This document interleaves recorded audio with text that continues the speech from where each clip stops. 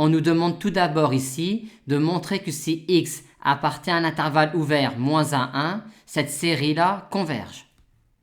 Quand x appartient à moins 1, 1 ouvert, x puissance n tend vers 0, on a donc cet équivalent-là du terme général de la série.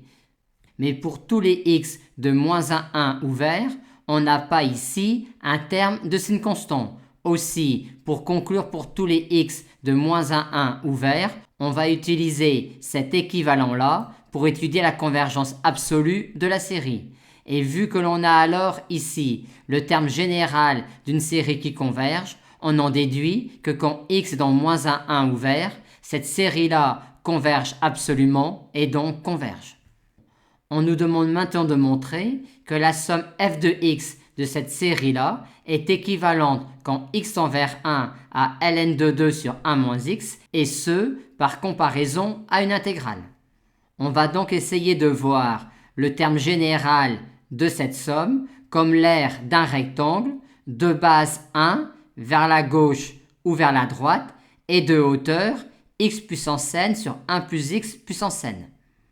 Et ce que l'on a ici est la courbe représentative de la fonction en t qui, quand t est égal à n, vaut x puissance n sur 1 plus x puissance n. On souhaite donc avoir ici la courbe représentative de cette fonction-là. Et pour quel x, vu que l'on souhaite trouver un équivalent quand x tend vers 1 par valeur inférieure, on va fixer x dans l'intervalle ouvert 0, 1. On va maintenant s'intéresser au domaine de continuité et de décroissance de cette fonction-là. Pour cela, on peut écrire le numérateur x puissance t plus 1 moins 1 et remplacer x puissance t par exponentielle t ln de x. On a alors à x fixé dans l'intervalle ouvert 0, 1, ici une fonction décroissante en t, et donc ici une fonction croissante en t, et donc finalement ici une fonction décroissante en t. Et fonction qui est définie et continue sur R. Et vu alors cela, on a cette quantité-là qui est supérieure ou égale à l'intégrale de n à n plus 1 de cette fonction-là, et ce, quel que soit n appartenant à z. Et de même, quel que soit n appartenant à z, on a cette quantité-là, à savoir cette R-là, qui est inférieure ou égale à l'intégrale de n-1 à n de cette fonction-là.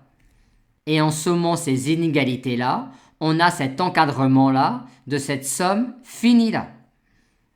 Pour ensuite calculer cette intégrale-là, on va écrire que x puissance t, c'est exponentielle t ln de x, et en effectuant alors dans cette intégrale-là le changement de variable u égale exponentielle t ln de x, on obtient cette intégrale-là.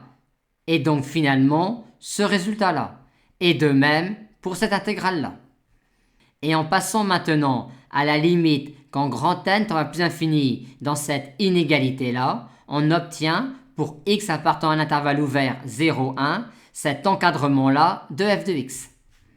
Or, ce terme-là, comme celui-là, sont équivalents en 1 à moins ln de 2 sur ln de x, soit encore à ln de 2 sur 1 moins x. On en déduit donc que f de x est équivalent en 1 à ln de 2 sur 1 moins x.